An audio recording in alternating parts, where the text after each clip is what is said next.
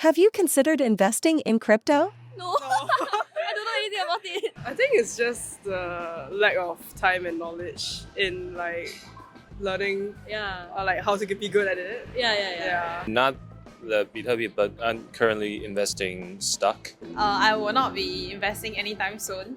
Yeah. How come? So last time I put like $100 in FTX to play, to just have a taste of how it's like, and then it crashed.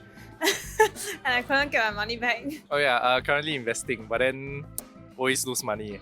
I think now as students, we don't think much about investing for our future yet lah. Cryptocurrency, like, you really have to know a lot more about the stocks. I think that's more of like adult thing to do lah. And at least no one said would never. I think someone did it earlier than others.